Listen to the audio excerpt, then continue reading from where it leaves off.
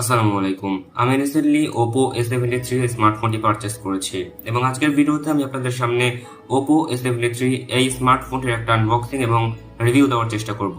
আশা করছি আপনাদের কাছে আজকের ভিডিওটি ভালো লাগবে। সো চলুন ভিডিও শুরু করা যাক। সম্পূর্ণ ভিডিও জুড়ে আপনাদের সাথে থাকছি আমি নাজিব এবং দেখছেন টেকটক নাজিব। এটা হচ্ছে Oppo A73 বক্স। এটাকে যদি আমরা আনবক্স করি তাহলে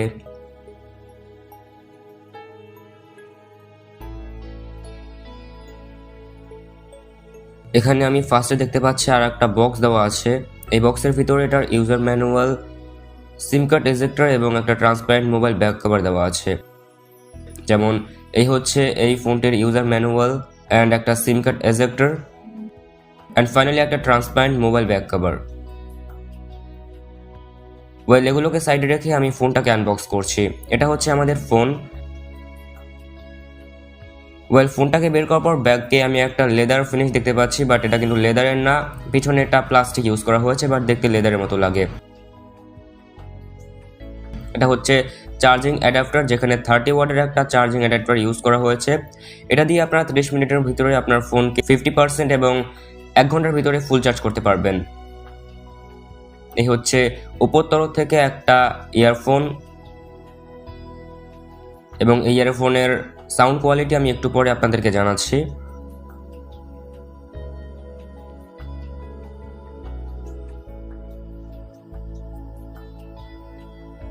অ্যান্ড ফাইনালি একটা চার্জিং কেবল।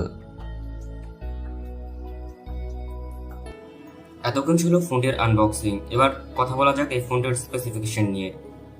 প্রথমেই কথা বলা যাক এই ফোনটির আউটলুক নিয়ে। এই ফোনটির ডান পাশে একটি পাওয়ার বাটন দেওয়া আছে এবং বাম পাশে ভলিউম আপ ডাউন বাটন দেওয়া আছে। পাশাপাশি এখানে একটা স্লট দেওয়া আছে, যেখানে আপনারা দুইটি ন্যানো সিম কার্ডের সাথে সাথে একটি dedicated micro SD card use করতে পারবেন।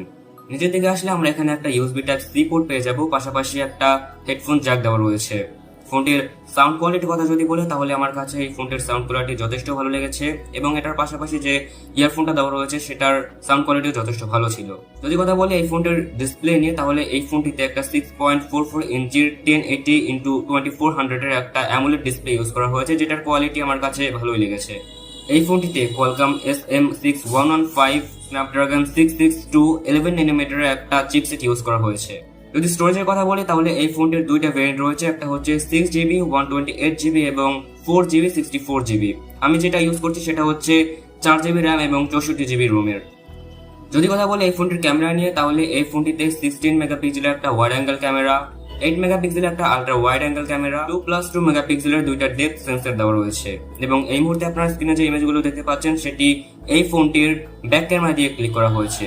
যদি কথা বলি ভিডিও কোয়ালিটির, তাহলে আপনারা এই মুহূর্তে যে ভিডিওটি দেখতে পাচ্ছেন সেটা এই ফোনটির ব্যাক ক্যামেরা দিয়ে শুট করা হয়েছে, তাই ভিডিও কোয়ালিটি এবং ইমেজ কোয়ালিটি কেমন হতে পারে সেটা তো আপনারা বুঝতেই পারছেন।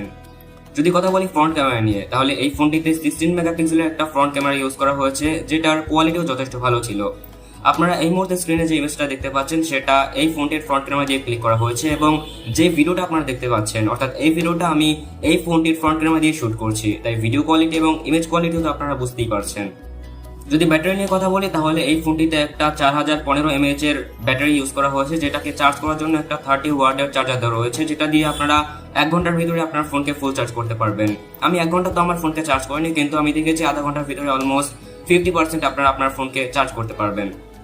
সো এই ছিল আজকের ভিডিও। এই ভিডিওতে আমি চেষ্টা করেছি আপনাদের সামনে Oppo A73 একটা আনবক্সিং এন্ড রিভিউ দেওয়ার। আর ফার্স্ট টাইম আমি চেষ্টা করেছি কোনো স্মার্টফোনের রিভিউ করার, তাই কেমন হয়েছে ভিডিওটি সেটা আমাকে অবশ্যই কমেন্ট বক্সে কমেন্ট করে জানাবেন। চ্যানেল যদি ভালো লেগে থাকে তাহলে প্রিভিয়াস ভিডিওগুলো দেখুন। ভিডিওগুলো আপনাদের কাছে পছন্দ হলে চ্যানেলটিকে সাবস্ক্রাইব করতে পারেন। যদি ফেসবুক পেজে ভিডিওটি দেখে থাকেন তাহলে একবার পেজটিকে ঘুরে দেখুন। যদি পছন্দ হয় তাহলে লাইক এবং ফলো করতে পারেন। দেখা হচ্ছে নেক্সট কোনো ভিডিওতে। ততক্ষণ পর্যন্ত সবাই ভালো থাকবেন, সুস্থ থাকবেন। আল্লাহ হাফেজ।